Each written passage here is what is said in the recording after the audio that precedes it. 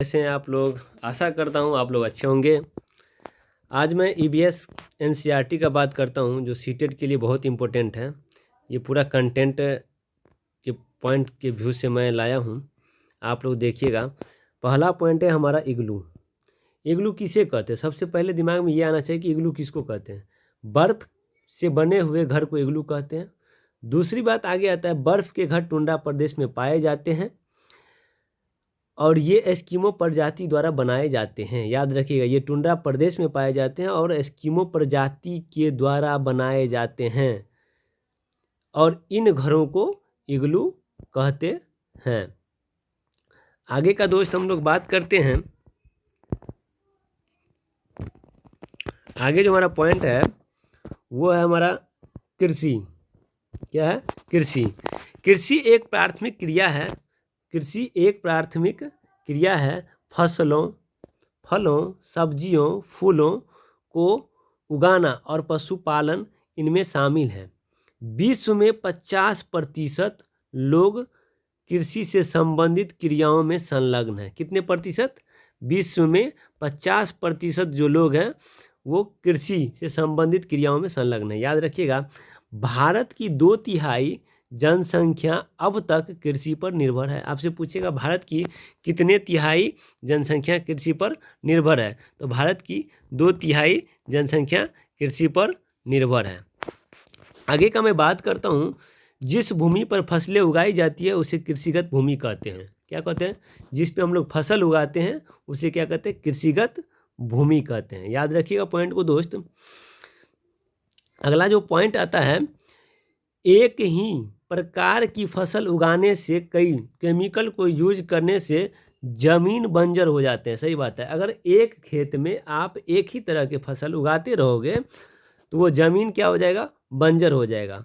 और एक कारण ये भी है कि ज़्यादातर केमिकल यूज करने से भी हमारा ज़मीन क्या होता है? बंजर हो जाता है। समझिए क्या? एक ही प्रकार के फसल उगाने से और कई केमिकल के यूज करने से ज़मीन क्या हो जाता है? बंजर हो जाता है। आगे की मैं बात करता हूँ दोस्त, तो ध्यान रखिएगा। अगला जो पॉइंट है बहुत इंपॉर्टेंट पॉइंट है। एक सेकेंड जी।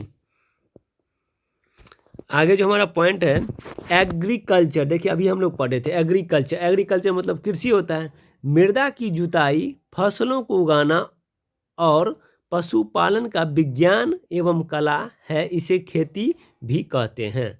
क्या कहते हैं? खेती भी कहते हैं। मतलब मिट्टी का जुताई करके फसलों को उगाना, पशुपालन करना, ये सभी क्या कहलाते हैं? खेती भी कहलाते हैं। ठीक है। अगला पॉइंट हम आपको बता दें। देखिए अगला पॉइंट हमारा आता है सेरीकल्चर। सेरीकल्चर का मतलब होता है रेशम उत्पादन। रेशम के कीटों का, देखिए रेशम के कीटों का वाणिज्य पालन यह कृषक की आय में पूरक हो सकता है। आपसे पूछेगा सेरीकल्चर किसे कहते हैं? सीधी सीधी बात है, रेशम उत्पाद को हम सेरीकल्चर कहते हैं। तीसरी पॉइंट आती है पीसीकल्चर किसे कहते हैं? मत्स्य पालन। दोस्त मत्स्य पालन को पीसीकल्चर कहते हैं। विशेष रूप से निर्मित तालाबों और पोखरों में मत्स्य पालन करना ही हमारा पीसीकल्चर कहलाता है। भूलिएगा नहीं, हर पॉइंट को मैं याद दिलाता हूँ। अगला पॉइंट आता है विटीकल्चर, द्राक्षा कृषि। देखिए विटीकल्चर, द्राक्षा कृषि, ये क्या होता है? अंगूरों की खेती। अंगूरों की खेती को हम क्या कहते हैं? विटीकल्चर कहते हैं।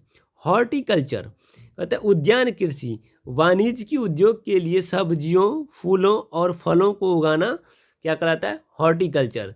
हॉर्टिकल्चर का मतलब है जो बगीचे में हम लोग फल फूल सब्जी उगाते हैं। अब हम अगला पॉइंट पे चलते हैं, बीज। बीज किसे कहते हैं? देखिए बीज के बारे में थोड़ा पढ़ लेते हैं। बीजों को प्राचीन समय में सूखी लौकी में रखकर उस पर मिट्टी का लेप कर देते थे। देखिए पहले के ज़माने में बीज को संरक्षित रखने के लिए हमें सूखी लौकी का जो कवर होता था उसमें क्या करते थे? रख देते थे और ऊपर से मिट्टी का लेप लगा देते थे। और नीम की पत्तियों इन्हें कीड़ों से बचाती थी। नीम का पत्ती जो होता था उस कीड़ों को क्या करते थे? बचाते। अगला पॉइंट आता है पौधे स्वयं भी अपने बीजों दूर फेंक देते हैं और कपड़ों में चिपक कर तथा पानी के जरिए भी ये एक जगह से दूसरी जगह पहुंच जाते हैं। सही बात है। कुछ ऐसे पौधे होते हैं जिसके जो अपने फट जाते हैं, उसके बीज जो है नीचे गिर जाते हैं। दूसरी बात है, कुछ बीज ऐसे भी होते हैं जो हमारे कपड़े में चिपक के एक स्थान से दूसरे स्थान जाते हैं, और कुछ ऐसे भी होते हैं जैसे नारियल का पेड़ हो गया, नारियल के पेड़ से जो अगर गिरता है पानी में उसका फल, तो वो बहते हुए एक स्थान से दूसरे स्थान चले जाते हैं। ये बीजों का स्थानांतरित कहलाता है। कुछ ऐसे भी होते हैं जो कुछ पक्षियों द्वारा एक जगह से दूसरे जगह चले जाते हैं। जैसे कोई पक्षी है और उसको खाया और उसका बीज जहाँ पे वो टॉयलेट करता है तो वो एक जगह से दूसरे जगह चले जाते हैं। तो इस तरह से बीज का स्थानांतरित होता है। अब हम कुछ अगला पॉइंट का बात करते हैं। देखिएगा दोस्त आप लोग, ये बहुत इंपॉर्टेंट पॉइंट सब हम आपके लिए लाए हैं। अगर आप नए हैं तो सब्सक्राइब जरूर कीजिएगा। NCERT का पूरे निचोड़ लाए हैं। आगे का मैं बात करूं, सोयाबीन। देखिए सोयाबीन की फलियां पककर फट जाती है और उसमें से बीज बाहर निकल जाते हैं। सही बात है, सोयाबीन की जो फलियां होती है ना, फट के बाहर निकल जाती है। अगला हम बात करते हैं काली मिर्च। आप मुझे बताइए, काली मिर्च, सौंफ, गेहूं आदि बीज होते हैं? बिल्कुल होते हैं। काली मिर्च, सौंफ, गेहूं आदि बीज होते हैं। अगला पॉइंट होता है नाशपाती, भिंडी, करेला, खीरा, टमाटर, चीकू आदि में बीज होता है। ठीक है, ये सभी क्या, इन सभी में बीज होता है। भूलिएगा नहीं, हर पॉइंट को मैं आपके लिए लाया हूँ, वो बेहतरीन पॉइंट है सीटेट के लिए। मिट्टी में गोबर, देखिए मिट्टी में गोबर मिलाने से मिट्टी में कीड़ा नहीं लगता है। सही बात है, कभी भी आप ये नहीं कहिएगा कि मिट्टी में हम गोबर मिलाते हैं तो इससे चिकना होता है, नहीं। NCERT के व्यू से ये सही माना गया है साइंटिफिक रूप से कि मिट्टी में गोबर मिलाने से मिट्टी में कीड़ा नहीं लगता है।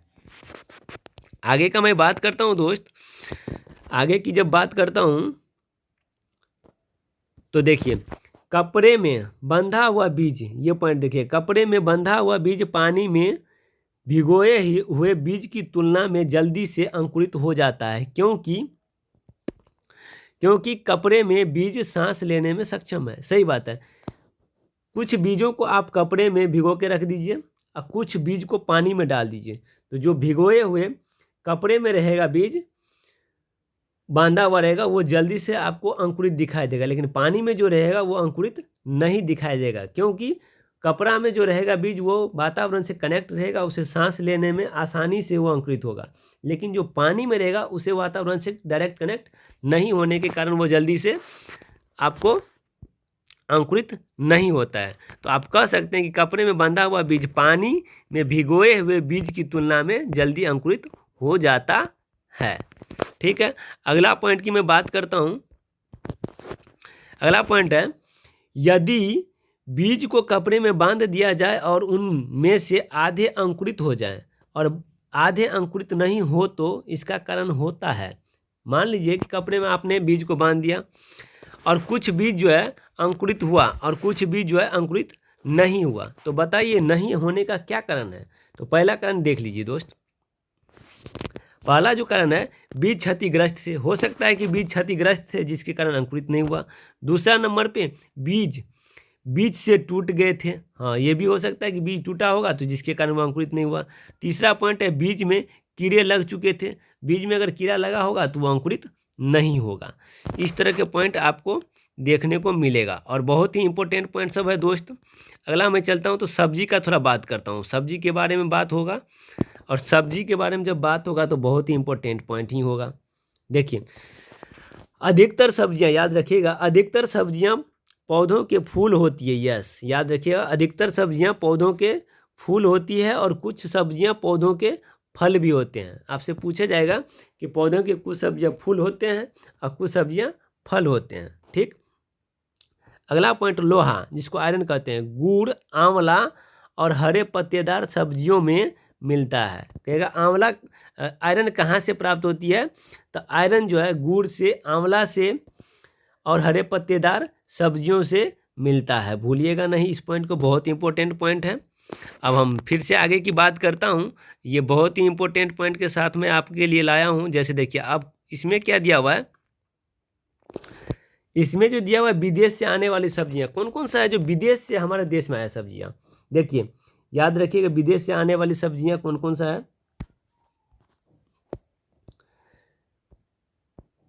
विदेश से आने वाली सब्जियां में कौन कौन सा है? 1 मिनट दोस्त, 1 मिनट। हाँ, देखिए, विदेश से आने वाले सब्जियां में है हरी मिर्च, टमाटर, आलू आया साउथ अमेरिका से। आपसे पूछेगा हरी मिर्च, टमाटर, आलू कहाँ से आया? तो साउथ अमेरिका से। दूसरा पॉइंट है गोभी, मटर यूरोप से आया है। कहाँ से? गोभी मटर यूरोप से आया है, गोभी मटर यूरोप से। कॉफ़ी, बीन्स, भिंडी अफ्रीका से आई है। सोयाबीन, देखिए सोयाबीन चीन से आई है। ये सब इंपॉर्टेंट पॉइंट है जो बार बार सीटेट में पूछा जाता है, क्योंकि एनसीईआरटी का ये कंटेंट पार्ट है। ठीक है, आगे हम स्वदेशी सब्जी के बारे में बात करेंगे। तो स्वदेशी सब्जी कौन कौन से हैं देख लीजिए। बैगन, मूली, सेम, करेला, पालक, मेथी, आम, संतरा, बेर व केला भारतीय है। मतलब ये भारत में ही उगे हैं और भारत में ही है, इसीलिए इसको भारतीय कहा गया है। और कुछ है हमारा सब्जी जो बाहर से आया, जिसका हम चर्चा आपको करके दिखा दिए हैं। आगे का मैं बात करूं दोस्त, आगे का जो बात करूं ये भी देखिए बहुत इंपॉर्टेंट पॉइंट है। हर पॉइंट आपके लिए बहुत ही इंपॉर्टेंट है, इसको याद रखिएगा। देखिए, कहता है ये जो पॉइंट है पौधे का भाग जिसे हम खाते हैं, कुछ पौधे हैं जिसका हम भाग खाते हैं, उस भाग को क्या कहते हैं? जैसे जड़ किसका खाते हैं? मूली का, गाजर का, चुकंदर का, सलजम का। ठीक है, गामू ने चूसा, गाजर, मूली, चुकंदर, सलजम। ठीक है, ये आप कर सकते हैं ट्रिक के माध्यम से। गामू ने चूसा, तो ग से गाजर, मुँह से मूली, ने हो गया सेंटेंस बनाने के लिए, चूसा चुकंदर, स से सलजम। ठीक, अगला हम पॉइंट का बात करते हैं दोस्त। तो अगला पॉइंट हमारा आता है तना किसका खाते हैं? आलू हो गया, प्याज हो गया, अदरक हो गया, केसर हो गया, ठीक है, और हल्दी हो गया। ये सभी हमारा क्या है? तना वाले पौधा हैं। अगला हमारा आता है पत्ती हम किसका खाते हैं? धनिया पत्ता का खाते हैं, सही बात है। गोभी हो गया, अरबी हो गया, पालक हो गया, करी पत्ता हो गया, इसका हम क्या खाते हैं दोस्त? इसका हम पत्ती खाते हैं। याद रखिएगा, ये सभी पॉइंट इंपॉर्टेंट है। कभी कभी आपको कूट में ये देखने को मिलेगा, क्योंकि अधिकतर जो है सीटेट कूट में अब क्वेश्चन ज़्यादा डालता है, और ज़्यादा डालने का मतलब है थ्योरी पे पकड़ होगा दोस्त, तभी आप सही लगा सकते हो। अदरवाइज टुक्का फिर समझते ही हैं, ये गलती होने का चांस ज़्यादा रहेगा। जो मेरे नए दोस्त हैं कृपया सब्सक्राइब कर लें, लाइक एंड शेयर ज़रूर करें। आपके लिए मैं बहुत इंपॉर्टेंट पॉइंट सब लाता हूँ, बस आपका सपोर्ट मुझे चाहिए, और हम आपके साथ हमेशा रहेंगे, हमेशा आपके साथ में हैं, साथ में रहेंगे। बीज, देखिए बीज वाला कौन सा होता है? चना, बाजरा, सरसों, गेहूं और धान। क्या है?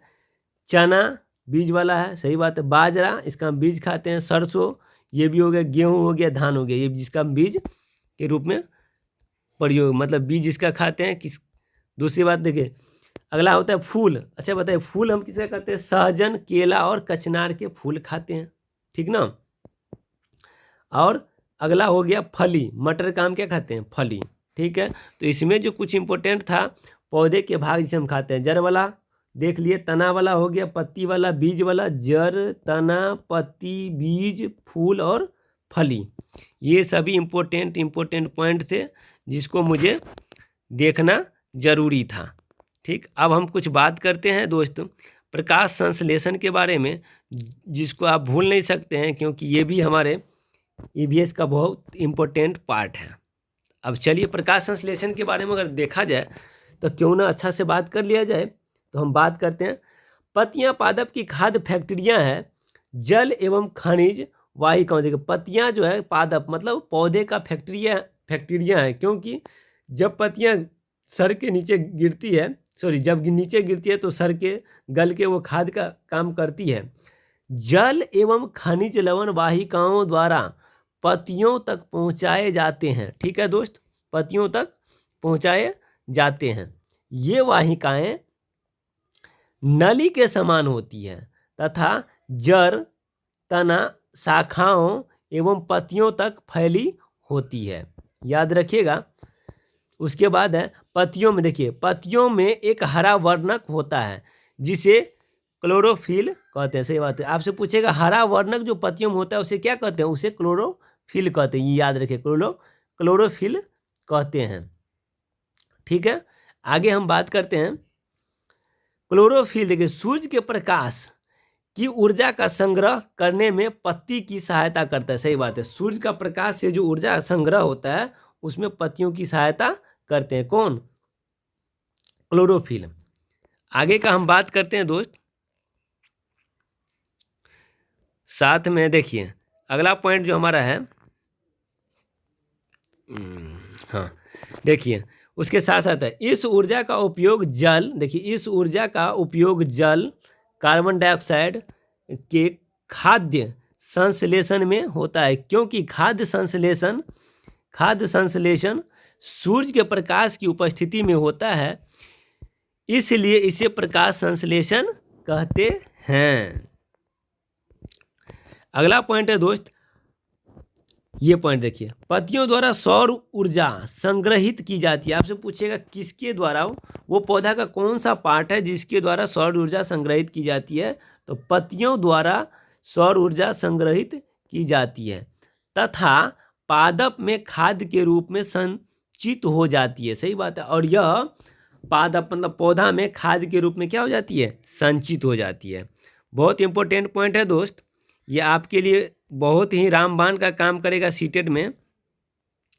आगे का जो हम बात करने जा रहे हैं वो है हमारा जंगल। थोड़ा जंगल के बारे में भी पढ़ लेते हैं, क्योंकि जंगल न पढ़े ऐसा हो नहीं सकता है, ये भी क्वेश्चन बार बार पूछता है।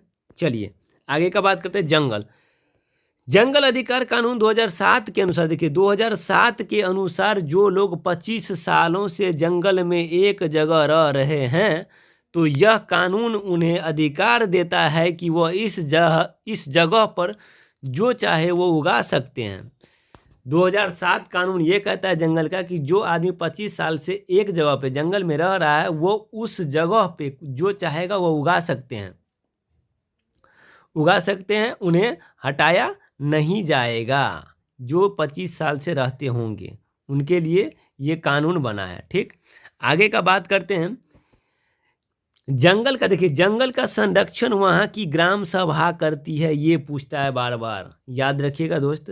कहेगा जंगल का संरक्षण वहाँ के कौन करते हैं? जंगल का संरक्षण वहाँ के ग्राम सभा करते हैं। आगे हम बात करते हैं खानों की खुदाई और बांधों का निर्माण करने से जंगल खत्म होते जा रहा है। सही बात है, खानों का खुदाई होते जा रहा है और साथ में बांधों का जो निर्माण होता है उसमें जंगल की कटाई होते होते जंगल खत्म होते जा रहा है। तो ये सभी पॉइंट आप याद रखेंगे, थोड़ा तो याद रखना ही पड़ेगा।